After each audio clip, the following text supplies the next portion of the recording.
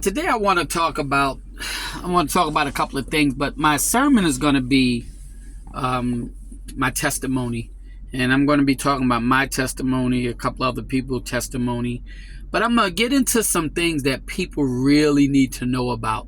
God has revealed some things to me. I've been reading up on certain things, hearing a lot of things, and God, it gives you wisdom on certain things, and I think sometimes he said his people perish from the lack of knowledge. And it's so true. Because if you look at what's going on in the world today, you see a lot of us perishing because of lack of knowledge. A lot of us is going to perish because of a lack of knowledge. So, like I said, I'm going to start off with the message today being my testimony.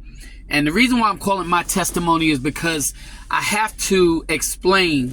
I've been out now for maybe about a couple of weeks, maybe close to a month, where I haven't did a sermon.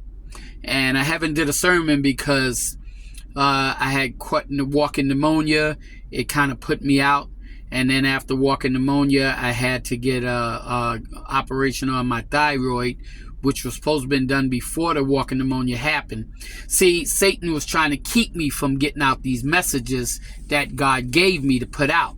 And my inspirational movement. But like I said before, there's no demon in hell that can stop you when you're on assignment from God. And it's so funny, because I seen this picture called it was called the Sound of Freedom, which everybody should need to go see. This picture is just that good. It really is. And it says God's children are not for sale. And it's so true, but when you look around, God's children are being for sale. They are being sold. We as God's children are being sold to technology. And yet and still, we don't understand that because of lack of knowledge. We perish. And I'm going to break this down a little bit more because I really want to explain things. But I want to start off by saying about my testimony and some other people's testimony. See, my testimony is about Satan trying to stop me from what God has for me to do. He was trying to stop me from doing my speaking, because a lot of people call me and tell me that the things that I say, and I always say this, I don't come up with this stuff. God gives me this stuff. I'm not smart enough to come up with this stuff.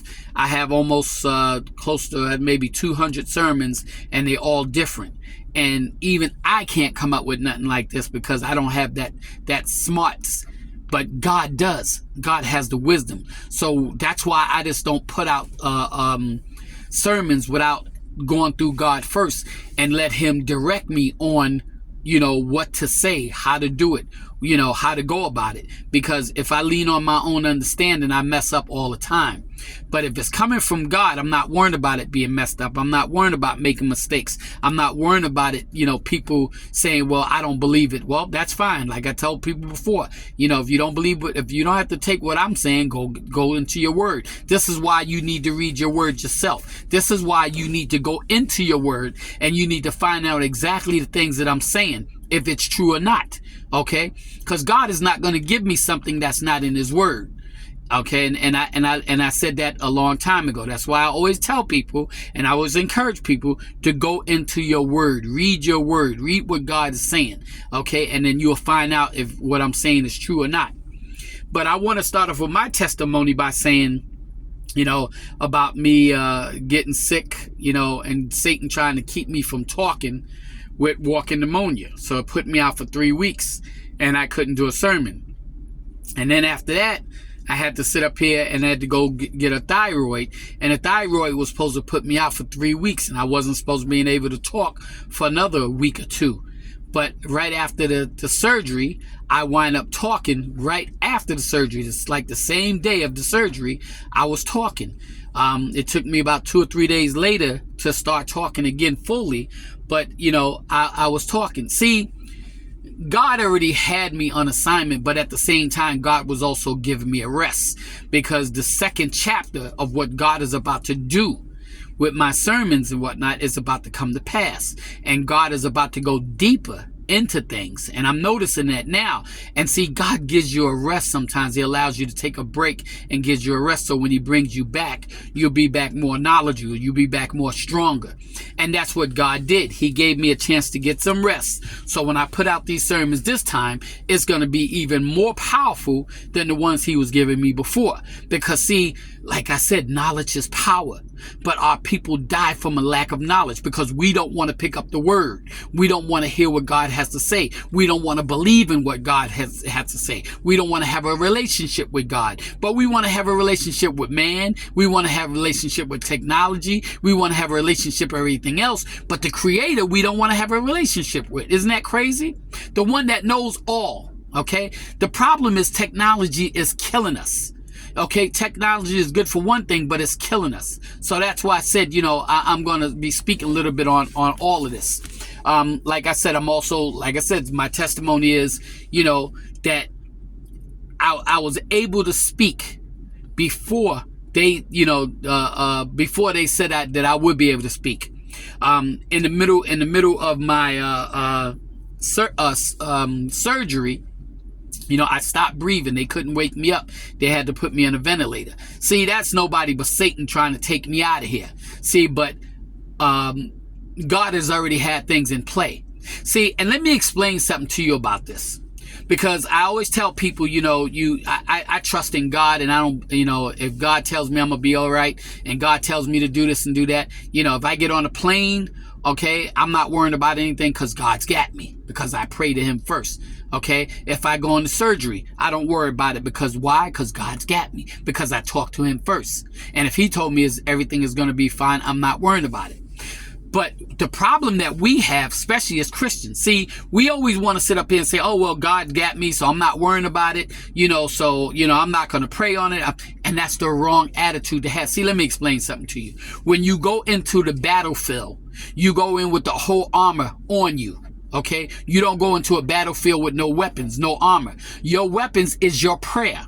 Your weapons is talking to God. Your weapons, see, I have a bunch of people that's prayer warriors. So when I sit up here and went into surgery, I had people already praying for me. Lots of people praying for me. I had people that was calling out things and asking God, to deliver me, make sure everything's okay. I did it myself when it came to God. I talked to God and I said, Father, I know you said I already got this, but I'm going before you and saying that I know you have this. I'm not worrying about anything. I'm not fearing anything because you told me I'm going to be fine. See, my prayer to God is, I trust in you.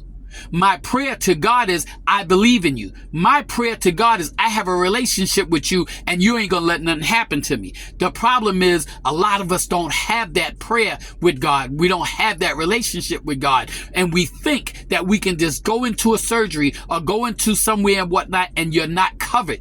Okay, even though you're God's child, you still have to be covered, because you have a lot of people that thought the same way and didn't pray for something, or didn't have a conversation with God, or didn't have a relationship with God, and called themselves God's child. And yes, they was God's child. It doesn't mean that they was gonna live or whatever the case may be, but they didn't go into prayer with God. They didn't sit up here and go into prayer with their prayer warriors. And so when the time came that they got on that plane, or if the time came that they got on that boat, or they got in a car accident, or they got into a surgery, okay, and things didn't work out the way they thought it was, and they didn't survive it, okay, a lot of times because people didn't send up their prayers to God. They didn't sit up here and thank God for what he's already done and what he's going to do, what he's already done. See, you have to go into battle with the whole armor on you.